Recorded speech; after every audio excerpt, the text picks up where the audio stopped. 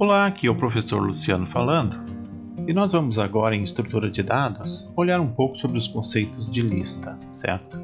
Uma lista simples é uma lista onde os dados são armazenados em uma célula e esta célula ela simplesmente armazena o posicionamento da próxima célula, como também armazena a informação a qual será adicionada a esta célula. Então nós temos que uma lista é um conjunto de células, da qual também é chamado de nó, e essas nós ficam interligados pelo endereços de memórias a qual são alocados, né? Então as listas têm algumas características, dentre as características delas são importantes criarmos aqui e salientarmos, é que a lista pode ser, sim, ocupar um menor espaço do que, por exemplo, um vetor, uma vez que para o espaço utilizado na memória é exatamente a quantidade de dados que ele está lá dentro. Isso significa que para cada novo nó, para cada nova célula, eu preciso então instanciar uma nova memória. E isso faz com que tenhamos armazenado exatamente os dados que nós estamos utilizando. Significa então uma economia de memória neste ponto. Dentre outras características de uma lista, nós podemos também destacar e ver as listas têm as suas vantagens e as suas desvantagens. Nós sabemos que elas só podem ser implementadas em linguagens de programação da qual aceitam, alocação de memória. Isso aí é importante porque, digamos, algumas linguagens de scripts não permitem então a utilização desse tipo de estrutura, perdendo assim as vantagens dela.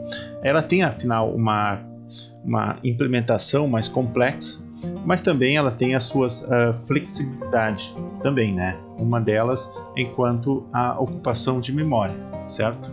Bom, vamos entender então o que é uma célula dentro desta estrutura. Uma célula aqui no caso representada apenas aqui em Java, mas isso aqui pode ser transportado para outras linguagens que permitam a alocação de memória, é que aqui é uma classe, representando uma célula, ou nó também chamado. Aqui nós temos o elemento, que é a informação que será armazenada nesta célula ou neste nó. Aqui está do tipo string, mas geralmente utiliza um tipo objeto, ou um tipo que permita que outros valores sejam adicionados. De uma forma simplista aqui está do tipo string. E ela faz então um ponteiro, para a próxima célula a ser armazenada dado, que também é do mesmo tipo daquela célula. Precisa inicialmente de uma célula raiz, em que ela aponta, isso aqui é uma raiz, que ela aponta para o primeiro endereço de memória, aonde começa a célula, onde começa a fila. Por sua vez, esta possui uma propriedade aqui, célula, que aponta para a próxima, que aponta para a próxima, e o final nós temos então o dado null, indicando que esta operação chegou ao fim e que não existe mais dados dentro dessa célula. Isso faz com que nós tenhamos que percorrer toda a célula quando nós precisamos então de acesso. Se eu quero acessar o último elemento, eu não posso acessar diretamente. Eu tenho que, a partir da informação que eu tenho da minha lista, eu tenho que ir andando todas até encontrar a final ou encontrar a que eu estava procurando, diferente de um vetor que eu teria então acessos dinâmicos para ela, certo? Então, o que devemos implementar aqui? Aqui, por exemplo, uma lista simples, certo? Eu preciso primeiramente ter qual é a primeira célula, porque a partir dela eu vou navegar, e também saber o total de células que eu tenho, que ele vai contar então equivalente à minha quantidade de dados.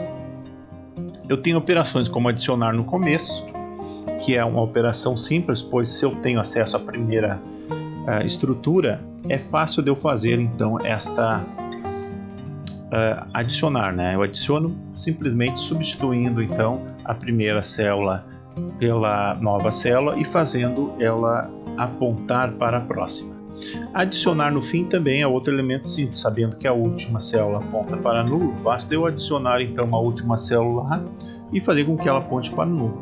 Aonde a estrutura se torna complicada, quando nós temos que trabalhar e fazer um posicionamento em uma determinada posição, que não é no começo nem é no fim. Por que isso se torna complicado? Porque eu tenho que substituir, fazendo o quê?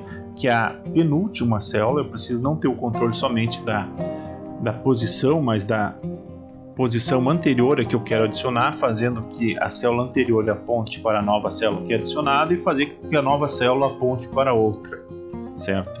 Então isso aqui torna-se mais complexo, esse algoritmo aqui. O mesmo para, quando eu preciso remover. Remover no começo é simples, remover no fim também é simples, da mesma forma que adicionar. Mas, no entanto, remover em uma determinada posição, eu preciso garantir e saber que a anterior vai apontar para a próxima da minha próxima, certo? Porque a próxima será excluída. Isso torna essa complexidade. Uma forma de facilitar um pouco é ter uma lista duplamente encadeada. No caso, uma lista duplamente encadeada, ela vai possuir uma célula que ela aponta não só para o próximo, mas que ela também aponta para o anterior.